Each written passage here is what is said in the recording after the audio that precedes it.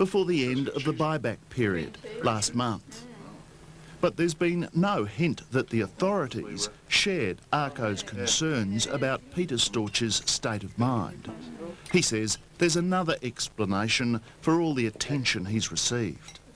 If they keep the pressure on me and something does happen and I probably have too many beers or something like that and I do crap and do something wrong, then the union is the bad boys in the So you think they're trying to provoke you? I do honestly believe that the Gordonstone coal management is trying to make a situation where I will do something wrong. The security people will not provoke anything. We are being completely non-confrontational.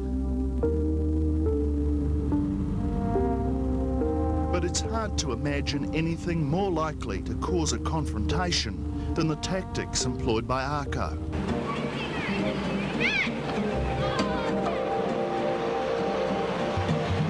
Emerald is a prosperous and comfortable town in the heart of the central Queensland coalfields. Over the years, it's seen its share of industrial disputes, but none quite like this. News that carloads of strangers, possibly armed, were roaming their community, intimidating and harassing families, outraged many. Maybe this thing happens in cities, but it certainly has never happened out here before. And the community's got every right to be upset about it. It is just not on. Nick Williamson, an arms dealer and president of the local pistol club, became deeply concerned about ARCO's private army when one of its members came to his shop in search of a special kind of bullet. He was after hydroshock ammunition, but under the circumstances that's happened in the last few days here, we're very concerned about that purchase. The reason is that hydroshock rounds, like dum-dum bullets, can do serious damage to a human target. They open on impact, ripping internal organs to shreds. An instructor from the Pistol Club demonstrated their effects. Williamson's dismay increased when the security guard who visited his shop confirmed that he carried a concealed weapon. He unzipped his bum pack, which is a little black bag on his waist, and produced the weapon. It was a Smith & Wesson Model 36J frame, 3-inch heavy barrel. It was a gun like this, easy to hide in a bum bag. And when a few days later, 2 security guards wearing the bags followed Peter Storch to the Pistol Club's annual tournament, there was real anger. We had these people staking out the entrance to the Pistol Club, and a lot of our members were particularly uneasy about it and voiced concern. It's about time that the town people stood up on their hind legs and backed up these Gordonstone workers, because this town can't afford to lose 328 workers. It's as simple as that. Are you aware of the confrontation at the gun club the other day? I mean, No, I'm unaware of any of the details of that. But that could have deteriorated into an extremely dangerous situation, and almost a possibly fatal situation if things had got out of control. Without Kerry Simpson's actions, confronting the security guards, I've got no doubt it would have ended up in a lot of violence between ourselves and the security guards.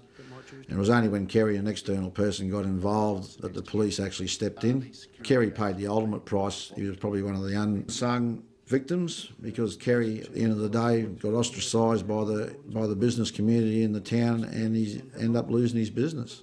We haven't given approval for any particular company, person or group to do anything.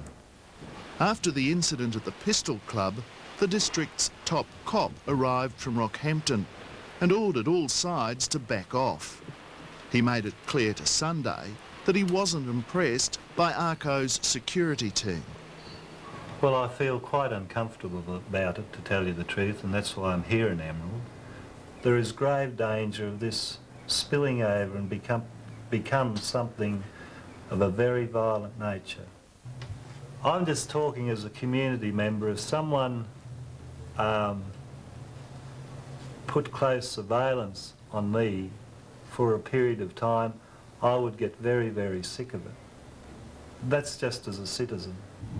Superintendent Browning also asked the security people to produce their gun licences and guns for inspection.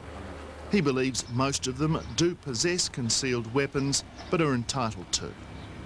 He's also investigated the allegations made against Peter Storch by the company. At this stage, I'm not prepared to comment on any of the legal matters involved. I've had people coming in here with a number of allegations. As I say, to some extent, most of them are unfounded.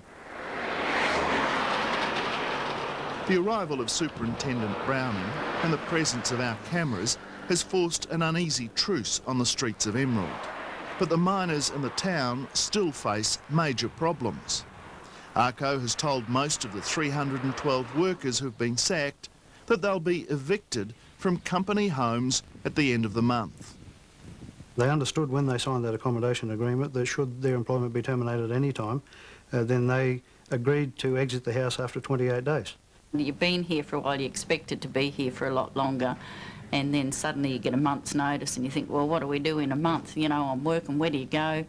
There's not that many houses around town to rent anyway. I mean, I have tried other avenues, but you sort of think, well, it comes to the point that you've got to rent off Gordonstone, if they allow you to do it, of course. The company said it will consider requests for extensions to allow children to finish school. But the rent will increase from the company rate of $28 a week to the market rate of around $180. You've got to ring them up and they say that you can, but I mean, you just sort of wonder with all the trouble that's going on, are they going to say, hang on, no, we're not going to let you do it? Well, he's a troublemaker, he can't stay. Yeah. And are you going to accept all those requests for extensions? Each of those will be judged on its merits individually. Any of the union officials going to get extensions? Union officials have applied, yes. And will they get them? Each of those will be judged on their merits. And there's little hope that the mine will reopen soon. ARCO, which last year made a profit of $1.6 billion from its worldwide interests, says Gordonstone is not making enough money to continue with, even though it's the largest underground mine in Australia with a book value of $700 million. The return to investors has been less than 2% a year, when the industry expectation is 12%. We are suffering and facing very significant losses this year, in excess of $10 million Australian. It's a complaint heard throughout the coal industry and is received sympathetically in Canberra. Coal companies are losing money, they're wanting to get out, they're not getting a return on their investment, and whilst that is the case, then jobs are at risk, and it really behoves everybody, I think, to take a sensible, practical approach to improving the efficiency of those mines. But this week, the Workplace Relations Minister was denying any knowledge of the powder keg his new IR laws created in this small Queensland town. I have no comment to make on a situation about which I have no information. ARCO has argued that profits won't improve at Gordonstone until the workforce is reduced to 190. Surprisingly, the union agreed. That was accepted. You were happy that they should reduce? No, I wasn't happy, but I accepted that because if an investor comes along with a certain sum of money and decides to invest in a coal mine, they are not going to do